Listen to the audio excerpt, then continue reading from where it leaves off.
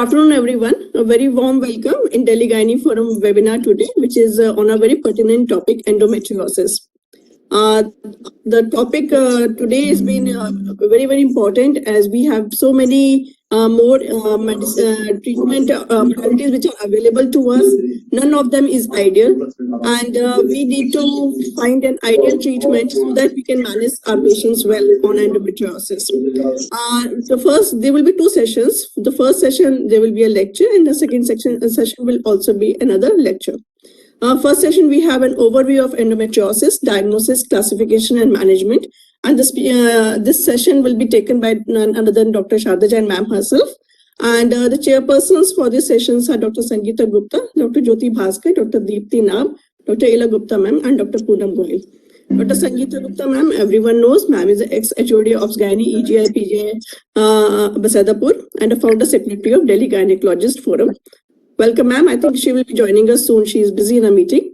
Dr. Jyoti Bhaskar, ma'am. Welcome, ma'am. Ma'am is a principal consultant, Apollo Hospital, Indrapuram. Ma'am is the president of East Delhi Gynae Forum. And I welcome Dr. Dipti Nabh, ma'am. Ma'am is a senior visiting consultant at Max Hospital, Paparganj, and vice president of Delhi Gynae Forum East. And Dr. Ila Gupta, ma'am. Ma'am is a senior consultant at now presently at Cloud9 Hospital, Max Paparganj, and ma'am is past president, vice president and editor of IME East Delhi branch, and founder member and past president of Delhi Gynae Forum East. We have Dr. Poonam Goyal ma'am with us. Ma'am is an HOD IVF ex Max Hospital, Vaishali, and director of Panchsheel Hospital. Ma'am was past president of IME East Delhi branch. And I welcome ma'am. And we have our esteemed speaker with us, Dr. Sharda Jain ma'am. Everyone knows in this forum about ma'am. I will just cut short the time and hand over my mic to Dr. Sharda Jain ma'am. I'll just stop share. Thank you, Dr. Meenakshi. Yes, ma'am. I think great good afternoon to everybody. I will take a minute before my presentation on Delhi Gynecologist Forum vision, mission, and values. About 20 years back, this forum was started with a mission to become the most trusted healthcare partner in disseminating knowledge and enabling healthcare for a good healthcare for the women of this country. Now, it is time for reassessment as far as the mission is concerned. Down these 20 years, we can say that this particular forum has been now undisputed partner of gynecologists by providing timely knowledge. Applying the insight from that particular knowledge, they can definitely do wonderful healthcare for the women of this country. As for the values which we wish to inculcate, our first focus was gynecologists, and the last focus was gynecologist. And to provide quality academic activity at the doorstep, and creating respect in ethics, integrity, accountability, empathy, compassion, and relationship among colleagues. And I can definitely say that DGF members stand tall today in a woman health as a woman health champion. But and they take care of the woman health in the city. But I think somewhere down the line they do neglect health. So I think a special request for each one of you that to take care of your health and the health of the family. That's very, very important. So with this particular note, I will share the presentation.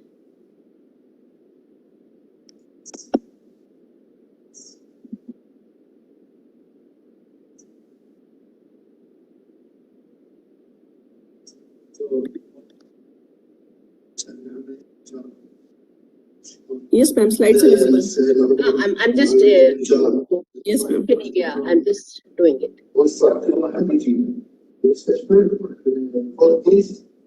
Today I'm going to talk Dydrogesterone ka naya avatar. I will be just talking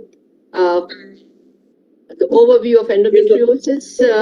We'll review diagnosis, grading, classification, management, and then update you, because a lot of things have changed from the time we had read and in these last so many years.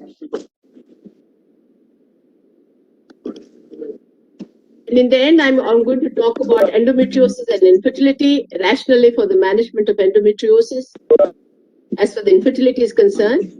And then Dr. Jyoti is going to talk about dydrogesterone, the right choice for the treatment of endometriosis. Coming to the overview, we all know that endometriosis is a chronic problem. Surendra जी आप please mute कर लीजिए please Surendra आपका unmuted है please mute कर लीजिए disturbance बहुत है I'm sorry. The recurrence rate is pretty high. I'm going to touch on this. And I'm very fond of this particular condition. I always say it is a debilitating disease, it is a progressive disease, and it has no cure. It is characterized by its functional endometrium and the stromal lesion outside the uterus. The lesion can be a peritoneal lesion, superficial implants on the peritoneum, or cyst on the ovary, or a deep infiltrating lesions. As for the prevalence of endometriosis is concerned, it's pretty high, and it amounts to 10% of women of reproductive age, that is between 18 years to 40 years. Nearly 10% suffer, and this amounts to prevalence in India given by the Endometriotic Society of India is around 25 million. That is about 2.5 crore women are suffering from endometriosis. The global number, it touches something like 180 million. Nobody knows what is the cause of endometriosis. Things are getting crystallized. This is called disease of theories. The most common one which is talked about is the retrograde menstruation. The other theories are coelomic metaplasia, altered immunity, genetics, and stem cells, which we were not talking it earlier. Now can I request the people in the office of the Abbott, please mute yourself. Hello? Please mute yourself.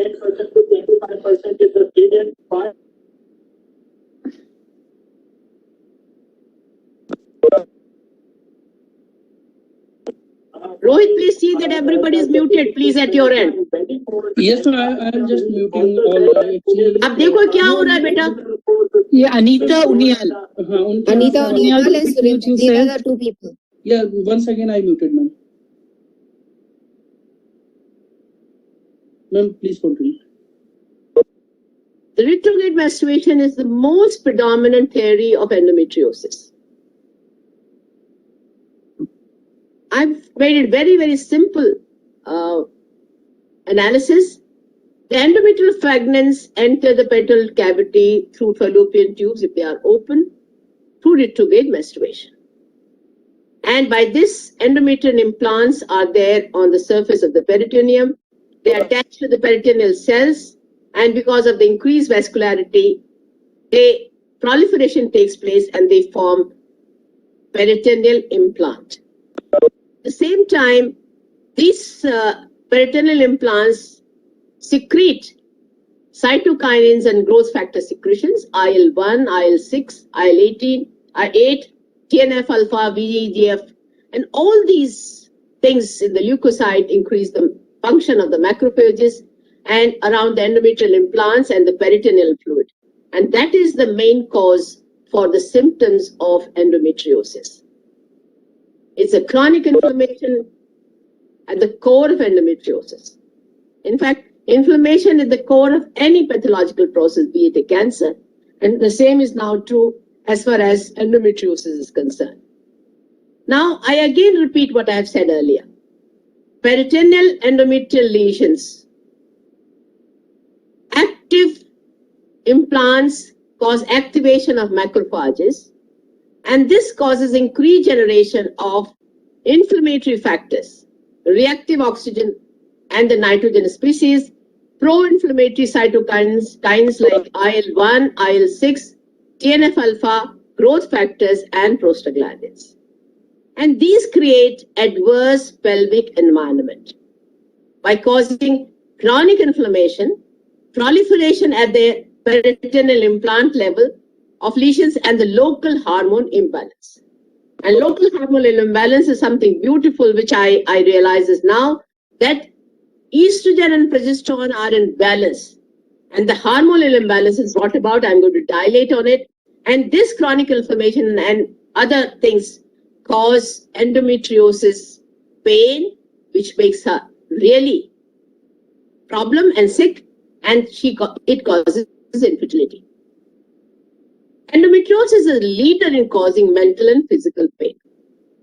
You all know the right when she starts Meenakshi, soon after you can find there's a painful menstruation. This gives clue to diagnosis. When she marries, the problem of infertility, excessive bleeding, and there can be a sexual dysfunction at the same time. Chronic bowel pain, sometimes the pain while passing urine also, and she has got vague symptoms like indigestion, weakness, etc. This particular slide highlights the same thing again, that beside dysmenorrhea, intermenstrual bleeding and heavy bleeding, they can have problem of infertility, but not to forget debilitating symptoms like painful intercourse, dysmenorrhea, painful urination, painful defecation.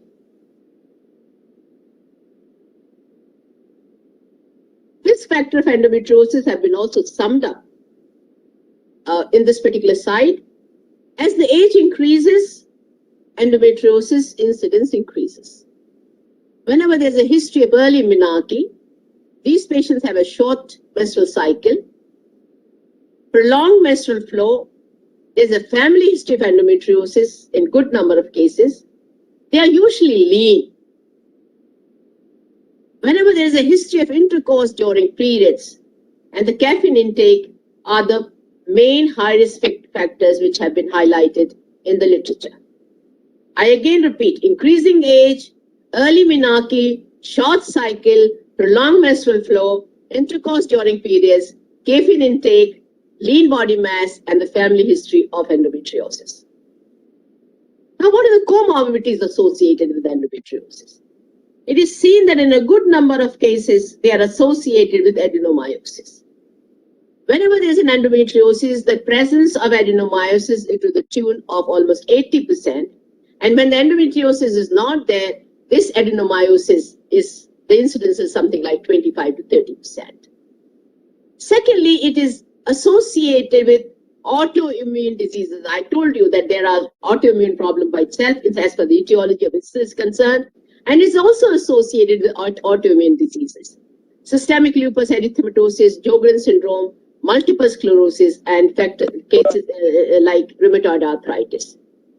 As such, the cancer is rare in endometriosis, but we all know that endometrioid ovarian cancer is a reality, and we should not forget that. Now, more and more cardiovascular conditions have been correlated with the presence of endometriosis. There can be history of myocardial infarction, which is significant, and so is the history of angina. They give history of coronary angioplasty or stent placements. So I think this particular aspect of patients suffering with endometriosis, we must, when we take the history, all these things must be documented, and you'll find that they are sub-bhai behne. Endometriosis is known to have a major negative impact on the quality of life. That we have been knowing it for a very long time because of the impaired physical, mental, and social well-being. They are psychological wreck because of the stress and the anxiety, because of pain and depression, and the long absence they have from the workplace, and that's why they develop low self-esteem and the poor performance at work. And because of pain, they have a poor quality of sleep as well.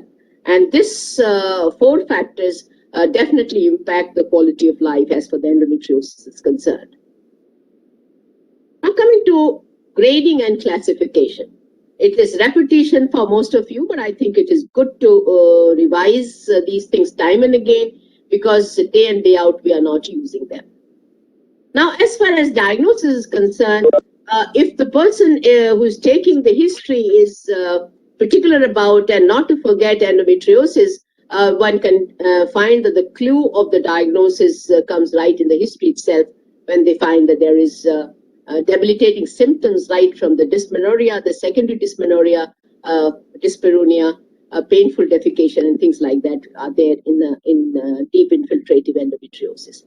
And when examination is done, you can easily find that the tenderness is a very significant feature, uterine and erectile tenderness.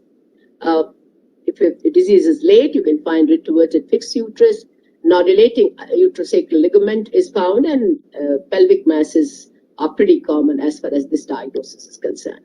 So when you are ruling out differential diagnosis, other conditions which are causing painful symptoms in the lower pelvis, you get a couple of these investigations done, but the final clinch comes from the use of ultrasound.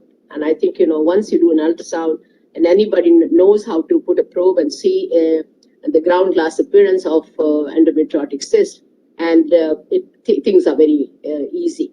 As for the implants are concerned, probably it is difficult to pick it up on ultrasound, but the symptoms are so very clinching the diagnosis that even if you do not have a lesion on the ultrasound, you should be able to make the diagnosis. MRI and CT scans are rarely done now because of the good ultrasound facility available. Laparoscopic inspection with histological confirmation after biopsy is the gold standard for diagnosis. But lately, the latest guidelines on endometriosis do advocate that one should really not do diagnostic laparoscopy just for the diagnosis of endometriosis. Now, need for early diagnosis of endometriosis cannot be overemphasized.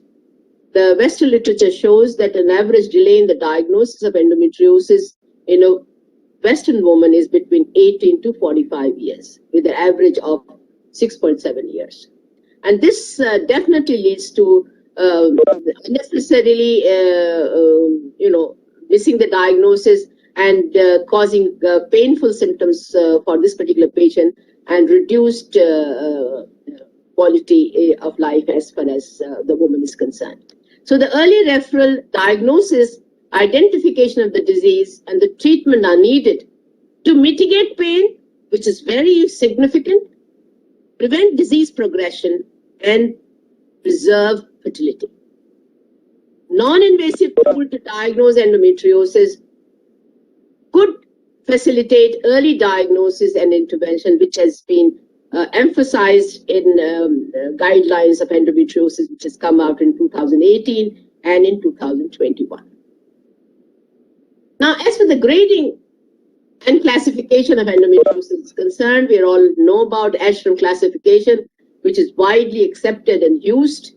This is based on the operative findings, which can be peritoneal deposits, the ovarian lesions, the adhesions in the peritoneum and peritubal adhesions and points are given. And the stage 1 is a minimal disease where the points are less than 5, if they are superficial lesions and commonly on the pelvic wall or on the pouch of Douglas. While in stage 2 disease, which is the minimal disease, gets a point of 6 to 15 points, and majority of them are superficial lesions, but few can be deep lesions of more than 5 millimeter. As for the stage 3 is concerned, which is moderate endometriosis, has a points of 16 to 40 points, and this includes endometrioma. The chocolate cyst comes under this particular category, and minor adhesions between uterine and ovarian walls, while the stage 4 is a severe endometriosis where the points given per operative is 40 points plus. There are severe adhesions with bowel and bladder involvement, severe damage to the pouch of Douglas, which is obliterated, and there is almost a frozen pelvis. NCN classification had been added subsequently as an addition thing. And here one can see that compartments of the retroperitoneal structures are highlighted. The compartment A is vaginal and the rectovaginal septum. Compartment B is uterosacral ligament to pelvic wall, and a compartment C is rectum and a sigmoid colon. As for the grading is concerned, If it is grade 1, if the invasion is less than 1 centimeter, grade 2 when it is 1 to 3 centimeter, and grade 3 is when the invasion is more than 3 centimeter.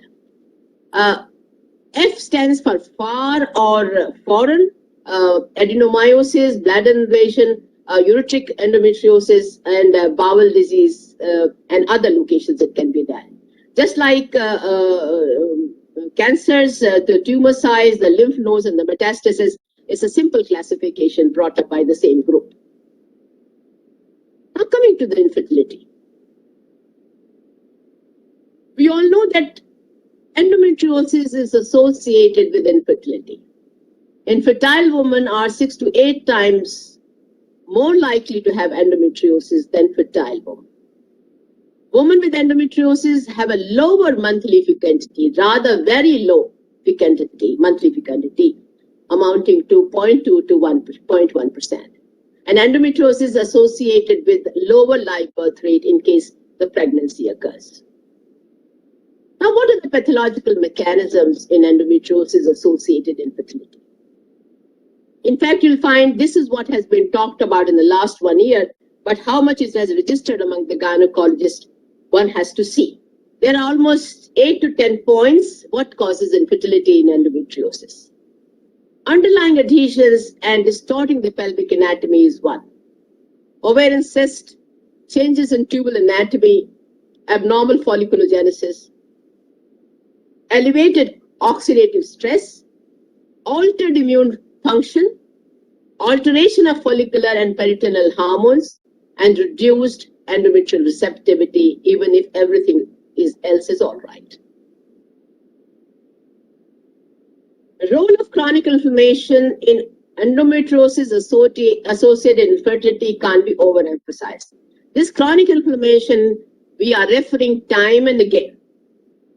Lesions in the peritoneal endometrium, I have already told you, they found a peritoneal implant, and then there is macrophage activation, and this macrophage activation increases inflammatory factors in the implant as well as in the peritoneal fluid. There's an increase in reactive oxygen and the nitrogen species, cytokinins, growth factor, and the prostaglandins are all abnormal, creating a pelvic environment which becomes an adverse. There's an increased inflammation in the peritoneal fluid. There's a damaged oocyte and impaired oocyte quality. And all this bring about infertility, and infertility. Now this impaired progesterone and estrogen balance increases endometriotic symptoms. So first, there is a disruption of estrogen-progesterone balance takes place. There's a progesterone resistance and estrogen dominance. I again repeat, there's an estrogen dominance and progesterone resistance is there. This suppresses cellular response to progesterone exposure and action. And this hormonal imbalance leads to increased chronic inflammation, increased pelvic pain, and decreased endometrial receptivity. This progesterone resistance and estrogen dominance confers two things.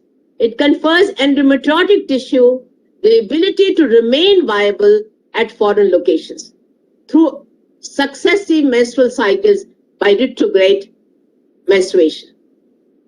As attenuation of the progesterone target genes allows for continued growth and cell survival, because the progesterone is taking place after every retrograde menstruation. Then once the implant are there, progesterone झाड़ू लगाने का काम करता है. ये झाड़ू शब्द आपको ज्यादा याद हो जाएगा after yesterday's elections results, that progesterone exactly does how to clean up the peritoneal implants. But if the progesterone action does not take place, this chronic inflammation creates havoc. Now, what is the rationale of the management of endometriosis? I'm just going to give you a broad outline. Endometriosis is impossible to cure. I again repeat, there is no cure as far as endometriosis is concerned. But in the last decade, it is possible to arrest the development of the disease and alleviate the symptoms. We all know there's a high recurrence rate as far as endometriosis is concerned, and we know By the end of 2 years, it is 20%. And if the past 5 years, the recurrence rate amounts to 50 to 55%. The new strategy favors conservative treatment and a medical therapy. In the last 4 years, this has been overemphasized, that do not do surgery repeatedly. The surgery should be the only option when you find medical treatment remain non-responsive for 6 months or longer. Now, which therapy should be preferred for early endometriosis? The aim is to give good quality of life and ovarian reserve for a reproductive health. Patient wants relief of pain, so the doctor should be relieved and reduce pain symptoms. Use therapy which shrinks and slows endometrial growth. Preserve ovarian reserve and treat endometriosis associated infertility. Prevent or delay the recurrence of the disease. The gynecologist has all the tools available today to address all these aims. The recommended hormonal therapy for endometriosis treatment, their first-line medications according to the H-rate are grouped under 5 categories. Progestogens and antiprogestogens, NSAIDs, oral contraceptive pill, GnRH agonists and NTAG, aromatase inhibitors. No therapy has an edge over other. All are same. Endometriosis therapy should focus on fertility preservation in women desiring conception. Fertility preservation, which is most important in reproductive age between 18 to 40 years, should be focus of the endometriosis therapy by all gynecologists. And they must remember that the patient with endometriosis are at risk of decreased ovarian reserve and ovarian tissue damage, which can lead to infertility. It can lead to reduced response to ovarian stimulation, and it can also lead to premature ovarian failure. I repeat again, when she comes to you right in adolescent period, you must get her AMH done. And whenever she comes, in fact, prior to surgery, you must get AMH done and tell them, and you must remember that endometriotic patients have a decreased ovarian reserve and ovarian tissue damage leads to infertility and premature ovarian failure. Although many drugs are available for endometriosis treatment, there is an unmet need for therapy that can preserve fertility while mitigating endometriosis-associated pain, which wrecks a life. Dydrogesterone has come in a new avatar. This depressed woman sitting on sofa couch with pain can definitely dance and go out once her symptoms of pain are alleviated. This is the right choice for the treatment of endometriosis. I repeat again, this is my 3rd time I'm trying to repeat.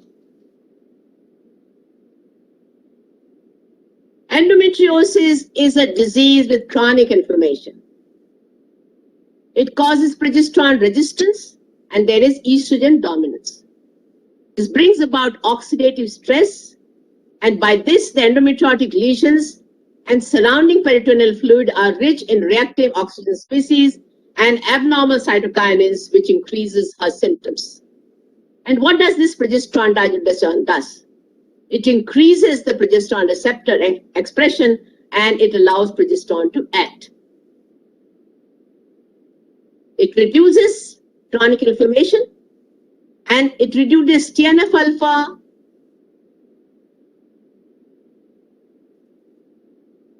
activation. TNF-alpha along with elevated estradiol brings about NK cells activation and suppresses proliferation of endometriotic stem cells. Chadu lagate. And it suppresses IL-18, which is very potent angiogenic agent in lymphocytes. It increases nitrous oxide production that plays an anti-inflammatory role. This is what dydrogesterone does. It improves quality of life by decreasing chronic pelvic pain, and the usage of analgesic is markedly brought down. Dr. Jyoti is going to highlight all these features in detail. She's also going to tell you what is the regime used. So coming to my concluding side, that endometriosis is the enigma for gynecologists, is a chronic and recurrent disease, is a debilitating disease, is a progressive disease, and there is no cure as far as the disease is concerned. Dydrogesterone is new avatar induces atrophy in ectopic endometrium implants. It inhibits the formation of de novo endometriotic tissue without affecting endometriosis. It does not inhibit ovulation, so the fertility pregnancy rates are improved. Improves the endometriosis associated pelvic pain and thereby brings out the quality of life. Thank you very much.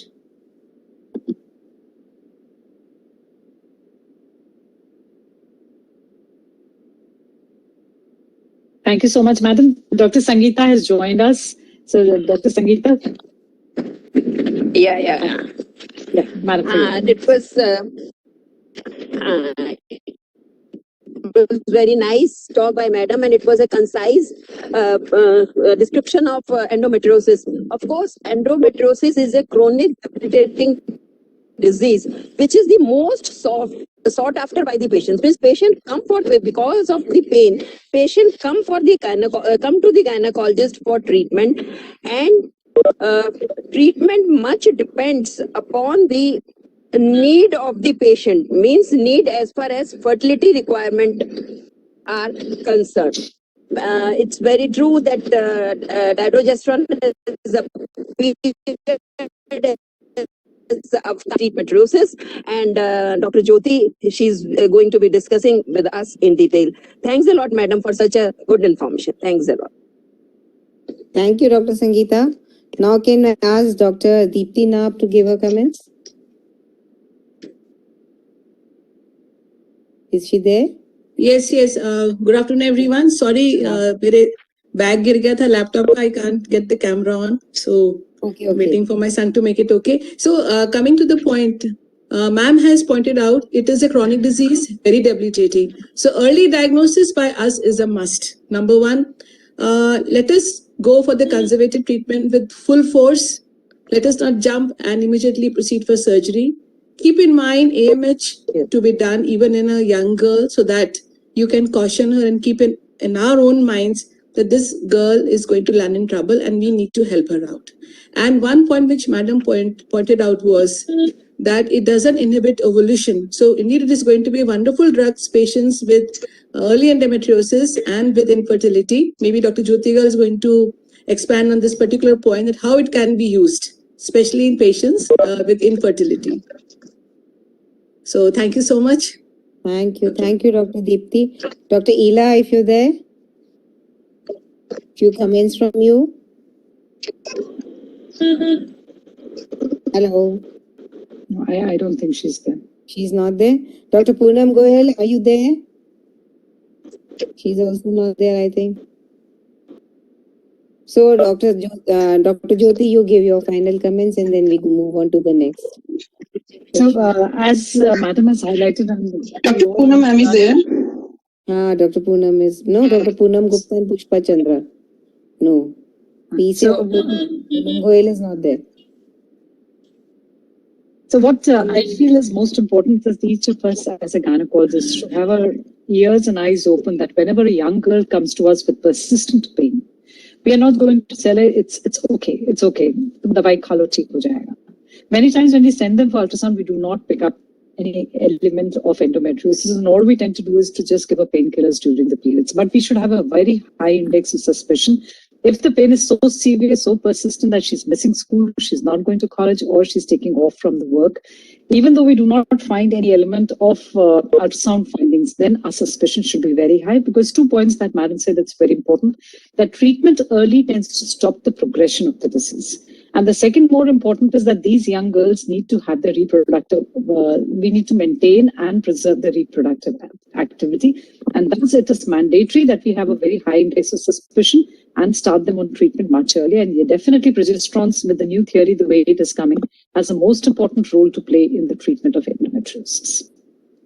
Thank you very much. Thank you. Thank you, Dr. Jyoti. Start my video, please. Okay. Thank you very much. Now we come on to